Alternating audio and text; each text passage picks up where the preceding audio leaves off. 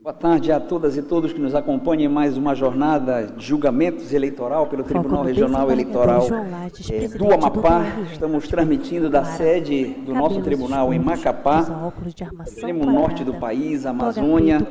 Sejam todos bem-vindos, sintam-se acolhidos nesta que eu considero, todos nós consideramos, a Casa da Justiça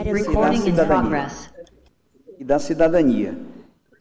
Cumprimento meus ilustres pares, na pessoa dos juízes aqui presentes, doutor Paulo Madeira, doutor Juscelio, doutora Tina, doutor Rivaldo Valente, daqueles que justificadamente estão hoje em sistema online, o nosso corregedor que está se deslocando para participar do Encontro Nacional de Corregedores Eleitorais, e a doutora Paola Julien, que sempre nos abrilhanta. Também cumprimento o nosso Procurador Regional Eleitoral, doutor Milton, sem o qual realmente o nosso trabalho não seria completo e possível. Havendo quórum, declaro aberta a nossa sessão judiciária na modalidade híbrida. Submeto aos pares a ata da sessão de ontem e, se não houver nenhuma necessidade de alteração, declaro a ata aprovada. Ata aprovada. Temos dois processos para julgamento hoje. O item 1, inicio por ele, é a suspensão de órgão partidário número 6.054 de 2023, origem Macapá, relator o juiz Paulo Madeira, requerente ao Ministério Público Eleitoral, requerido ao partido Podemos. Vogais que atuarão junto com o relator são os juízes Tina Souza, Paola Santos, Rivaldo Valente, Carmo Antônio, Juscelio Neto e João Lages. Ilustre relator com a palavra. Presidente, eminentes pares, sou Procurador Regional Eleitoral, eventuários advogados... Foco no juiz de direito, Paulo Madeira, de pele clara, cabelos grisalhos, com a barba parcialmente grisalha, os óculos com armação preta quadrado, toga preta com detalhe vermelho em volta do pescoço. Pedindo a suspensão de anotações do partido Podemos no estado do Amapá. O MPE narrou que o partido não apresentou prestação de contas referente ao exercício financeiro de 2020, o que levou ao julgamento das contas como não prestadas, tendo a decisão transitada em julgado. Após infrutíferas tentativas infrutíveis de localizar o representante do partido, houve uma citação, inicialmente por edital, e depois o próprio representante do partido ele compareceu na secretaria, tomou ciência pessoal, e já tinha sido certificado o decurso do prazo. O interessado apresentou uma contestação temporânea, em princípio, no dia 6 de outubro de 2023. Os autos foram inseridos na pauta de julgamento do dia 12 de dezembro. Exatamente nesse dia, ou no dia anterior a isso, melhor dizendo, no dia 11 de dezembro, foi apresentado um pedido, uma questão de ordem, pelo advogado que sustentou em tribuna, inclusive, doutor Inocêncio, apresentando uma petição requerendo a retirada de pauta, e nessa questão de ordem ele suscitou uma série de preliminares, e o processo retornou ao julgamento hoje, nesta data. Então, esse é, em síntese, o relatório. Relatório, vamos ouvir o nosso representante do Ministério Público Eleitoral, doutor Milton. Senhor presidente, senhor relator, senhores magistrados e magistradas, preliminarmente, cabe tratar da questão da aplicação da revelia em face do partido requerido. Ocorre, excelências, que o partido Podemos foi citado, como mencionado no relatório, no dia 19 de setembro de 2023, numa terça-feira, para apresentar contestação no prazo de 15 dias, conforme prevê a resolução de regência. A contagem do prazo defensivo se iniciou no dia 20 de setembro, findando o prazo para a apresentação da defesa no dia 4 de outubro. Então, o que se verifica nos autos é que o partido não apresentou contestação no prazo normativo, e isso está devidamente certificado nos autos, somente apresentando contestação de maneira extemporânea no dia 6 de outubro, ou seja, no 17º dia após os efeitos o início da contagem do prazo defensivo. Com efeito, excelências, a contestação apresentada fora do prazo é equivalente à ausência desta mesma. E isso impõe a aplicação do disposto no artigo 344 do Código de Processo Civil, que diz que, se o réu não contestar a ação, será considerado réu e presumir-se-ão verdadeiras alegações de fatos formuladas pelo autor. Então, o Ministério Público pugna preliminarmente pela aplicação da revelia. De toda forma, nessa sentada também se enfrenta o argumento principal da contestação apresentada pelo réu, que diz o seguinte: alega o réu em síntese que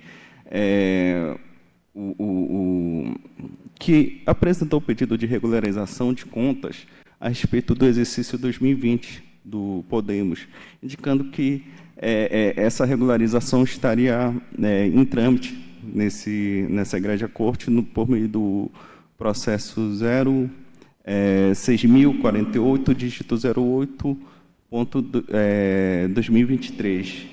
E o requerido conclui a argumentação dizendo que o pedido de regularização, por si só, prejudicaria esse pedido da presente representação. Ao consultar os autos mencionados pela agremiação requerida, verifica-se que tais autos eles foram extintos sem resolução do mérito, por litispendência em função de identidade de objeto com outro auto em trâmite de número 0.600.145, dígito 14, ano 2023. Cumpre registrar que, de fato, esses autos tramitam esse pedido de regularização, inclusive pautado para julgamento para o dia 24 deste mês, amanhã. Todavia, já antecipando, o MPE exarou no 0.600.145 parecer final, pugnando pelo indeferimento do pedido de regularização, uma vez que a agremiação, naqueles autos, permaneceu inerte a atender a intimação da Justiça Eleitoral para regularizar suas contas de 2020. Mas, de toda forma, ainda que não fosse assim, pela leitura do artigo 54N da Resolução 23.571, de 2018, do TSE, pode-se concluir que, enquanto perdurar a inadimplência da prestação de contas, deve ocorrer a suspensão da anotação do órgão partidário. Assim, é decorrência lógica que não é possível concluir a perda de objeto do presente feito, uma vez que o simples encaminhamento do pedido de regularização, conforme alegado pela agremiação, não é capaz de obstar os efeitos jurídicos da suspensão, enquanto não prolatada a decisão definitiva de mérito concluído pela regularização das contas da agremiação requerida. Nesse passo, conclui o MPE preliminarmente pugnando pelo reconhecimento da revelia e seus efeitos em face do requerido, e, no mérito, pela procedência da representação para suspender a anotação do órgão partidário regional representado. É o parecer, excelência. Devolvo a palavra ao ilustre relator. Um pouquinho, presidente. É porque a secretária está me informando que tem um pedido, eu só para entender. Foco no juiz Paulo Madeira. Estão me informando agora que tem algum pedido que teriam passado, não sei exatamente o que é, deixa eu só me inteirar aqui, presidente, o que é, se é algum pedido que afeta aqui no processo, porque eu já estou, na verdade, com o meu voto pronto, mas como é da assessoria, eu preciso entender o que é exatamente isso, por não. A advogada Amanda Lima Figueiredo se habilitou nesta data. Ela fez um pedido. Foco no desembargador João Lages, presidente do TRE. Ela fez um pedido formal, foi por petição, porque de fato se habilitou nesta data, né? E a rigor, deveria estar aqui conosco no plenário. Se for esse o pedido, eu já estou, então, me antecipando que eu não acolho. Perfeito. Porque esse processo ele já foi retirado de pauta. Doutor Inocêncio, todos nós sabemos, é um advogado extremamente preparado, fez uma sustentação muito sólida na defesa aqui na data e teve ciência de que esse processo ele seria remetido para as primeiras sessões de janeiro, não é? Então, não há que se falar que a necessidade ou que a pertinência na retirada de pauta. Eu vou começar fundamentando a minha votação, não é? Mas eu antecipo que eu sou contrário à retirada de pauta. Perfeito. Eu acho que não há justa causa. Pode prosseguir, doutor Paulo. Vossa Excelência, como relator, está indeferindo o pedido. Ok, então, se for esse o pedido, eu estou votando nesse sentido. Senhor presidente, aqui por uma questão de lealdade, né, de honestidade processual falando, né, conforme eu já tinha antecipado, o doutor Inocêncio é daqueles advogados, como muitos outros que atuam aqui fazendo defesa do plenário, que fazem sustentações muito sólidas, embora, obviamente, que muitas vezes as teses que Sua Excelência traz são teses que não são acolhidas, mas que a solidez da defesa ela é importante no sentido de fazer com que tenhamos uma clareza sobre todas as ocorrências. Então, por uma questão de lealdade processual, eu vou fazer o eminente advogado sustentou a título de preliminares para que a gente possa analisar em conjunto aqui no Pleno. Então, o que a defesa sustentou, e o eminente Ministério Público Eleitoral, doutor Milton, já fez um relato muito preciso, especificamente com relação à questão da revelia, foi exatamente isso. Ele sustentou que, de fato, por uma questão de lealdade processual, ele reconheceu, disse, não, de fato, o senhor Marco Giovanni ele compareceu lá e foi citado, tomou ciência, mas ele só comunicou para a defesa técnica no dia tal, aí ele informou a data, eu acho que foi dia 29 ou dia 30 de outubro, dia 29 de setembro, salvo engano.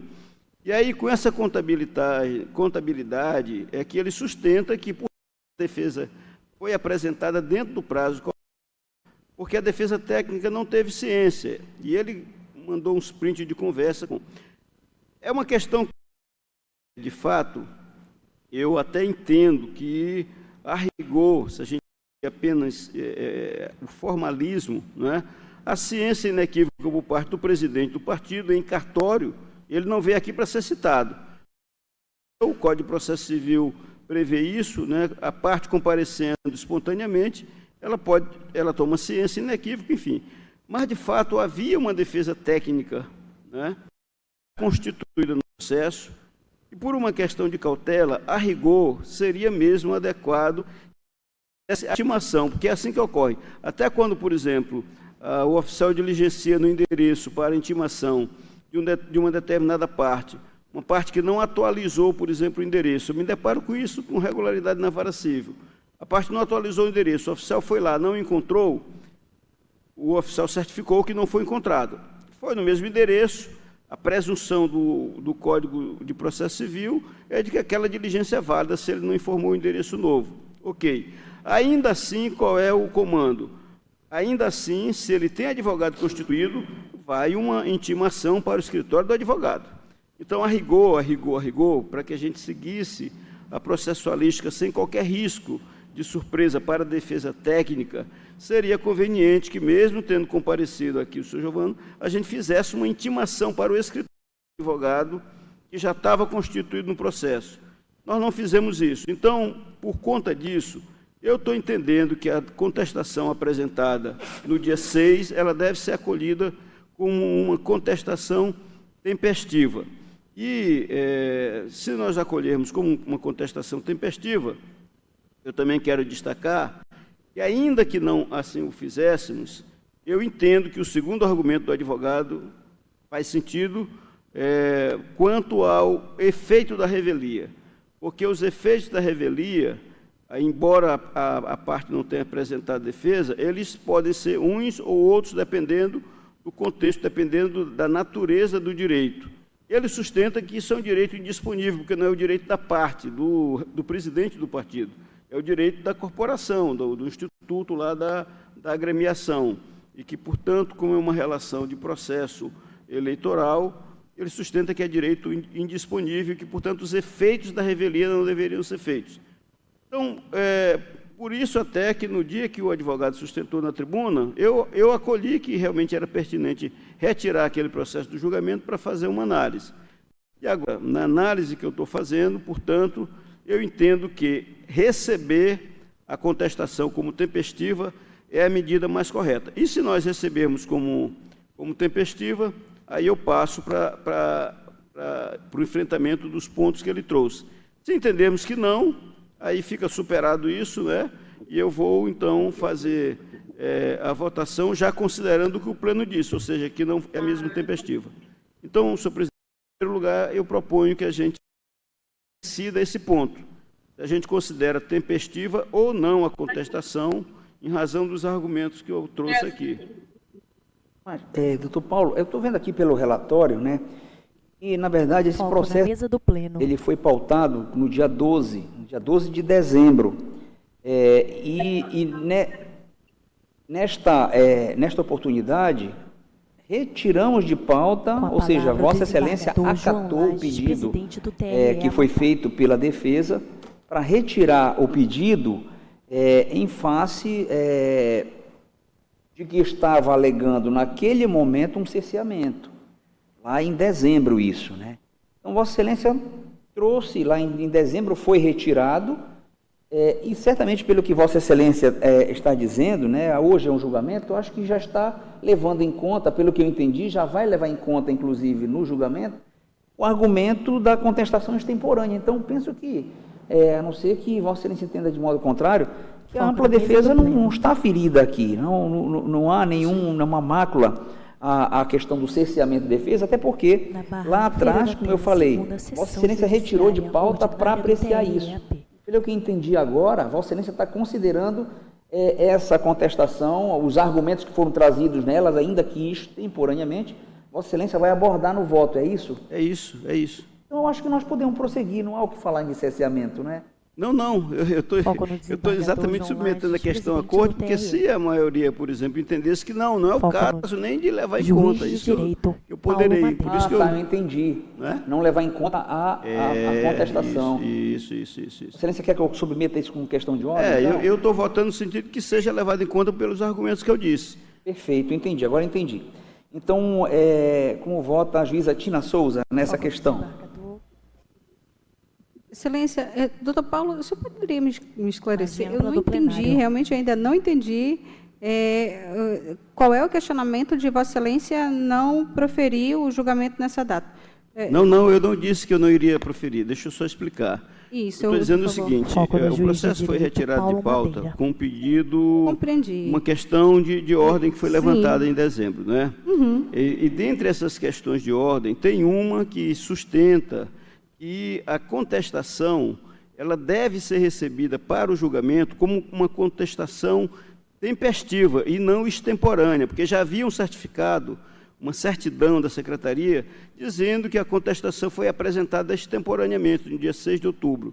Nessa questão de ordem, ele diz, olha, não foi extemporânea, porque, apesar do presidente do partido ter comparecido no cartório ou na e ter tido tomado ciência, a defesa técnica não tomou ciência e não foi sequer intimada sobre isso. Entendi. Aí ele sustenta que, como já havia uma defesa técnica constituída, seria necessária pelo menos a intimação do escritório, e não houve a intimação. Por isso que ele entende que deve haver o recebimento como contestação tempestiva. Entendi. É isso. Compreendo. E Vossa Excelência está submetendo a Corte agora, se a Corte também compreende dessa maneira. Isso. Eu já antecipei meu voto no sentido de que eu concordo com essa tese. Sim, acompanhe Vossa Excelência, compreenda dessa maneira. Perfeito. Juíza Paola Santos. Imagem ampla do plenário. De igual modo, presidente, eu entendo ser tempestiva a apresentação da contestação e que possa ser analisada e julgada agora. Para cima, a juíza juiz Rivaldo Valente. Senhor presidente, eu também estava em dúvida a respeito do ato, se era citatório e intimação, mas conforme o eminente relator esclareceu neste questionamento feito pela doutora Tina, eu vou acompanhar Com a palavra, o juiz da classe dos advogados, caiu, né? Ele já está, o desembargador Carmo estava em trânsito. Estou acompanhando, está com a gente. Acompanho o relator. Com o relator. Perfeito, Carmo. Juiz Juscelio Neto. Presidente, com a devida vênia aos juízes, eminentes colegas que me antecederam, eu raciocino da seguinte forma. O que está sendo julgado é uma representação do Ministério Público Eleitoral que busca suspender a anotação do partido político.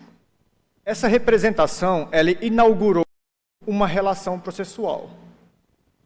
Então, quando ela inaugura uma relação processual, tem que se verificar as partes que integram esse processo.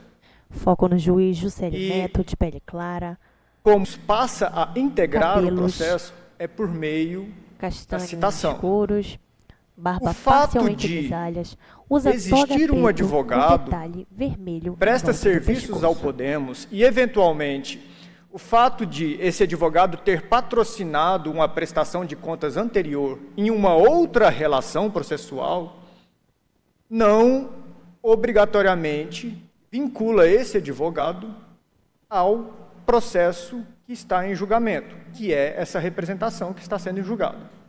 Digo isso pelo seguinte, o que está a ser analisado é a tempestividade da contestação. Essa tempestividade, ela leva em consideração não só a comunicação da parte, mas a comunicação da defesa técnica. O que eu digo é que, como é uma relação processual nova, não existia dentro do processo ainda defesa técnica. A parte passa a ser chamada com a citação. Se a parte, por vontade própria ou omissão, ou desídia que seja, não comunica imediatamente um advogado, contrata um advogado para postular seus interesses dentro do prazo da contestação, então é um ônus da parte. Porque se assim pensarmos, nós estaríamos sempre a duplicar o prazo para contestação. Porque senão o prazo para contestação correria primeiramente para a parte, e se a parte contratar um advogado no último dia, haveria uma renovação desse prazo, porque aí o prazo começaria a correr para a defesa técnica. Eu penso que existe um equívoco de interpretação nesse sentido. Presidente, eu posso esclarecer? Pode, claro, evidente. Doutor Juscelio, só para ficar muito claro, a defesa técnica ela foi constituída antes da data que o cidadão compareceu aqui no processo, na secretaria. Foi antes. Essa fundamentação foi antes. Ele se habilitou antes para acompanhar os atos daquele processo. Mas do processo de prestação de contas? Não, deste processo. Deste processo aqui? Deste aqui. Então, a defesa técnica apresentou procuração dentro do processo, antes mesmo da certificação da citação? Isso, exatamente. Exatamente, que estava nesse meio tempo ali para ele tentar identificar, e foi quando o cidadão compareceu que estava tentando localizar, porque como a citação tinha que ser pessoal, não é? O advogado não tinha, obviamente, que procurar poderes para ser citado. Então, ele se habilitou, né, com compromisso de localizar o cliente dele, enfim, e o cidadão compareceu aqui e tomou ciência em cartório. E é por isso que ele argumenta, mas você já tinha que deveria ter sido pelo menos intimado de que ele tinha... Então, eu compreendi errado, Excelência. Com vosso esclarecimento, eu acompanho o relator. Eu fico só, Paulo, realmente pensando no seguinte, ampla do plenário, no processo civil, segunda sessão ordinária do TRE-AP. Se isso aqui fosse um processo penal, eu não tenho dúvida de que uma peça apresentada fora do prazo, ela seria mera irregularidade, porque o que é importante é garantir o prazo. Por exemplo, no recurso, numa ação penal, em qualquer recurso criminal, a parte tem sempre a primeira oportunidade de manifestar o desejo de recorrer e depois apresenta razões. Então, essas razões para o processo penal, elas são mera irregularidade se elas não virem no prazo. Por exemplo, na apelação criminal, a parte tem 5 dias para apelar, ou seja, para dizer quero recorrer, e 8 dias para apresentar razões. Se ela apresenta depois, é irregularidade. No processo civil, essa lógica ela é outra. A parte, como defende aqui o Ministério Público Eleitoral, é a parte que não contesta, presume verdadeiro aqueles argumentos que vieram na inicial.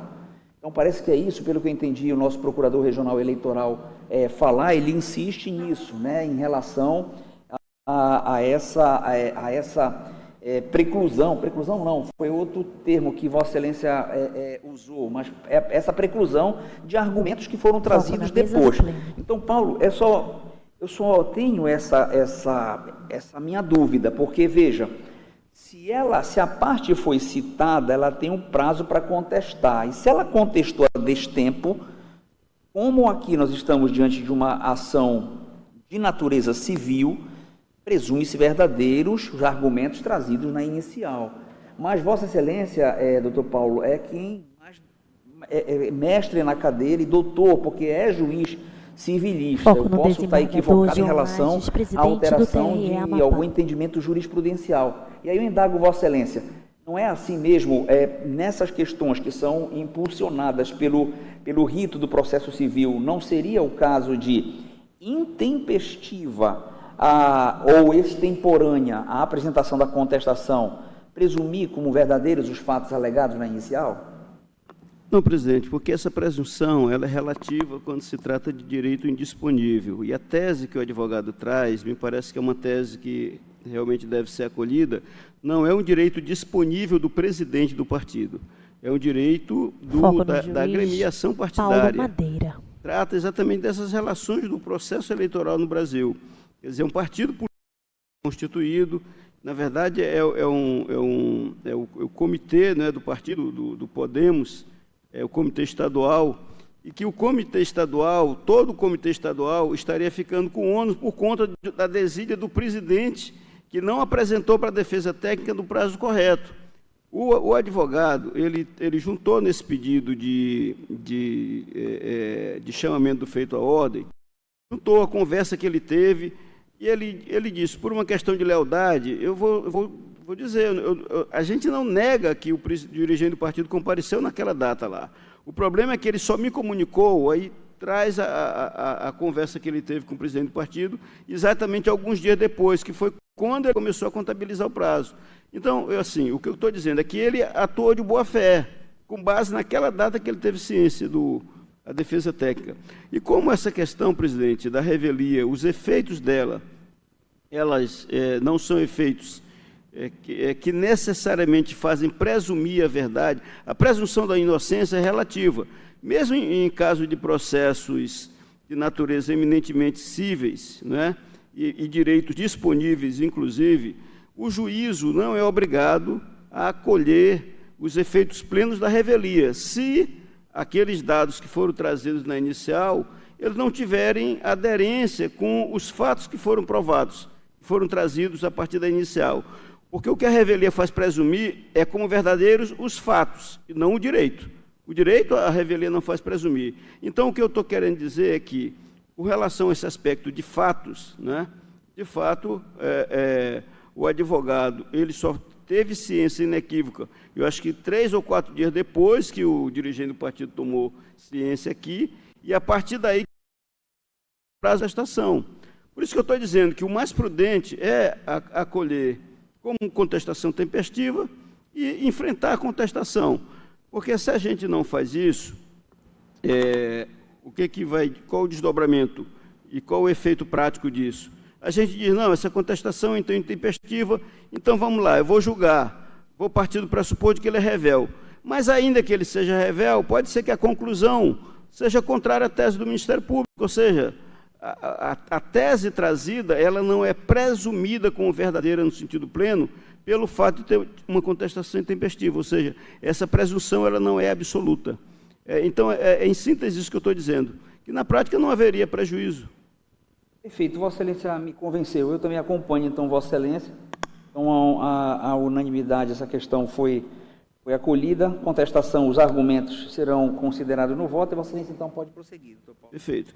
Presidente, aí tem um outro argumento, e aí sim, esse aqui eu acho que é preciso que a gente enfrente com outro olhar, e que talvez contemple, inclusive, o peticionamento da advogada de hoje, que é o seguinte, eu optei por não retirar esse processo de de pauta, porque se fôssemos retirar de pauta, ocorreria amanhã, na data de amanhã, que está pautado o julgamento da prestação de contas, exatamente toda essa discussão preliminar, não é? E que isso poderia acabar desencadeando um cerceamento de defesa, aí sim, porque a advogada não teria ciência, os advogados não teriam ciência do que já foi tratado aqui. Então, se a gente espanca esse aspecto preliminar, dizer, olha, a contestação, ok, foi recebida e vai ser analisada dentro do contexto. Aí a gente já supera esse ponto e vamos decidir o outro aspecto, que já está dentro da contestação, que é o aspecto fundamental que a contestação traz. Ela argui o seguinte, que esse processo ele deve ser julgado em conjunto com a prestação de contas.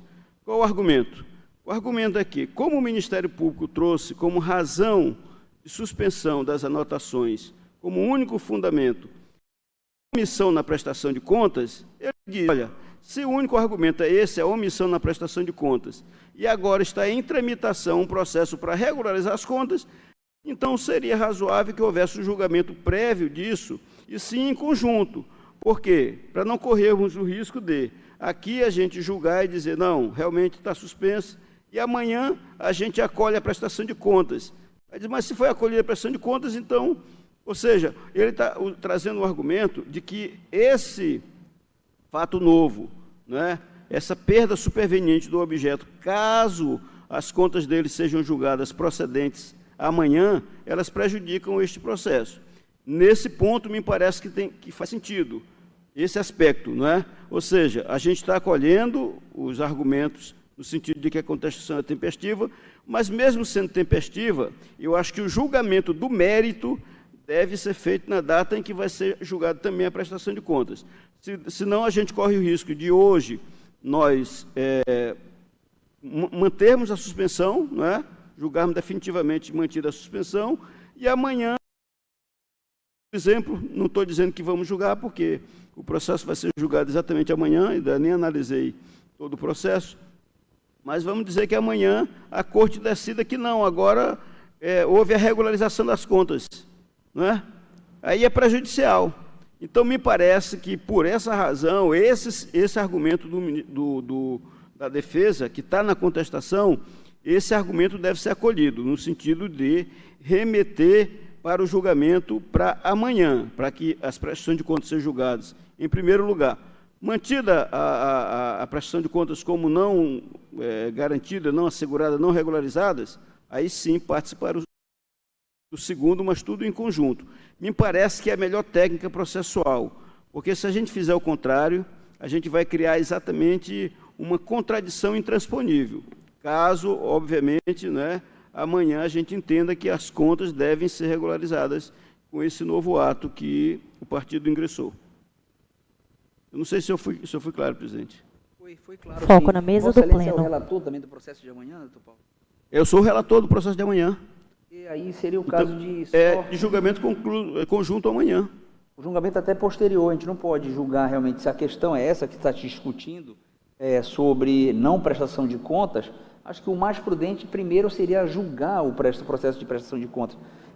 Como nós já iniciamos aqui o julgamento, eu poderia sugerir assim, a doutora Tina pede vista desse processo, aí a gente aguarda amanhã o resultado de amanhã, e se for julgado amanhã, voltamos aqui e decidimos João Lages. Porque não faz sentido a gente acolher agora aqui uma questão de ordem e suspender o julgamento. Eu penso que seria melhor fazer assim, né? A doutora Tina pede, já que é iniciado o julgamento, já foi, inclusive, já houve a manifestação da parte, no caso do Ministério Público, aí amanhã, depois de julgar a prestação de contas, voltamos a esse. Podemos fazer assim? Acho que sim, não é, Tina? Presidente, só para dizer, a questão de ordem era para saber se recebia ou não a contestação. Uma vez recebida, Foco no juiz de direito, Paulo Madeira. É que, analisando o argumento preliminar da contestação, o argumento preliminar é esse, que seja remetido para julgamento em conjunto com a outra. Né? Esse é o argumento na preliminar. Então, a preliminar que está sendo levantada, que está sendo acolhida... Mas é diferente, Paulo. Vê bem aqui, quando a gente julga conjunto uma representação eleitoral com uma AIGE, com uma AIME, isso tem até previsão legal, mas para uma suspensão de órgão partidário e uma prestação de contas, eu acho que primeiro a gente tem que julgar uma coisa e depois outra. Porque não são, a rigor, não são ações conexas, elas dependem do resultado uma da outra, mas não há uma conexão aqui.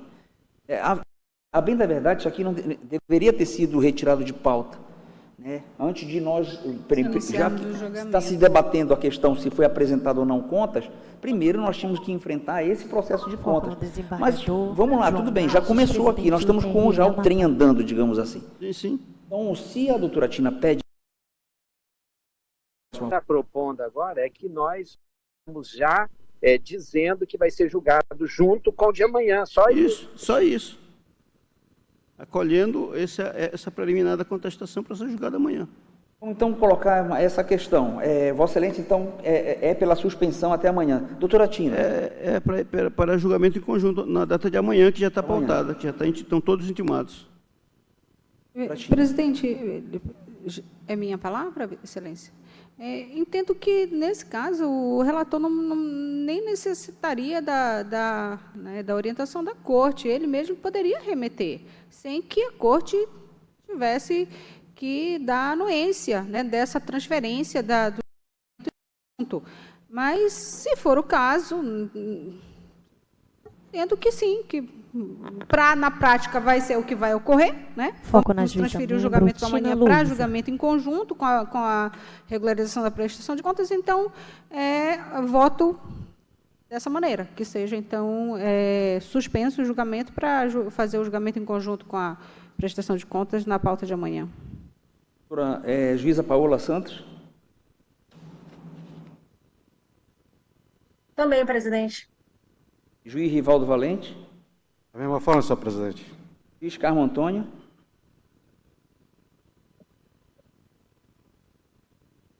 Juiz Carmo Antônio, está ouvindo, Carmo? Foco na mesa do pleno. Igualmente, presidente. Feito. Juiz Juscelio Neto. Acompanho. Eu também acompanho, então fica retirado de pauta para julgamento em conjunto amanhã com a prestação de contas deste processo, tá, Belém? Perfeito. Vamos chamar em julgamento o item 2 da pauta, embargo de declaração, a prestação de contas 0601186 de 2022, origem Renilce França Pereira. Comporão a turma com a relatora, os vogais juízes Rivaldo Valente, Carmo Antônio, Juscelio Neto, Paulo Madeira, Tina Souza e João Lages. Ilustre relatora com a palavra. Excelentíssimo presidente, ilustres pares, doutor procurador regional eleitoral, a todos que nos acompanham, uma boa tarde. Busto para cima, a juíza da classe França dos advogados, Pereira, Paola Júlia, de pele clara, cabelos medianos com luzes loiras na ponta, número 8217 de 2023, feita, com batom que julgou nude desaprovadas as contas de campanha relativas ao ano de 2022. A embargante, ela alegou em síntese que as despesas realizadas com o serviço de advogado, de contador e pessoal para a campanha, eles foram firmados com pessoas físicas e não com pessoas jurídicas, o que afastaria a obrigatoriedade da emissão de notas fiscais. Além disso, foram juntados recibos específicos de pagamento, comprovante de transferência bancária e documentos pessoais e comprovante de residência dos contratados. Cumprindo, então, o que dispõe o artigo 60, parágrafo 1º, inciso 1 da Resolução 23.607 de 2019, que autoriza a comprovação de gastos eleitorais por outros meios. Afirmou que essa Corte ela possui o entendimento no sentido de que é possível a comprovação das mencionadas despesas por outros meios, de modo que o acordo ele merece reforma para se adequar ao posicionamento firmado pelo colegiado. Ao final, ela requereu conhecimento e provimento dos embargos ou a instauração de uniformização de jurisprudência ou incidente de resolução de demanda repetitiva, a fim que seja fixada a tese a respeito da matéria. O Ministério Público Eleitoral não apresentou contrarrazões. É o relatório. O relatório, Vossa Excelência, pode prosseguir, doutora. Obrigada, presidente. Os embargos eles foram opostos dentro do tríduo legal, portanto, tempestivos. Presentes, então, os pressupostos de admissibilidade, conheço dos embargos. No mérito, excelências, eu já adianto aqui que não existe razão a embargante, na medida em que houve a devida apreciação das alegações que foram apresentadas em sede de aclaratórios e o integral enfrentamento de toda a matéria. Então, o acórdão ele foi expresso e enfático ao afirmar que, a despeito do que está disposto no artigo 60, parágrafo 1º da norma de regência, quanto à admissão de outros documentos que não contêm teor fiscal para comprovação de gastos, no que se refere a despesas que são financiadas, a emissão dessas notas fiscais ela é imperiosa. Então, é exatamente o que se verificou no voto condutor do acórdão. E, portanto, verifica-se que houve enfrentamento de todos esses pontos que foram aventados pelo embargante, então, de modo que não existe qualquer vício a ser sanado por essa via. Então, o descontentamento em relação às teses que são firmadas, né, por esta corte, ela deve ser objeto de questionamento por vias próprias, e ante o exposto eu rejeito ambos os embargos são opostos e mantenho integralmente o acórdão recorrido como voto. Vota o juiz Rivaldo Valente. Acompanhe, senhor presidente. O juiz Carmo Antônio.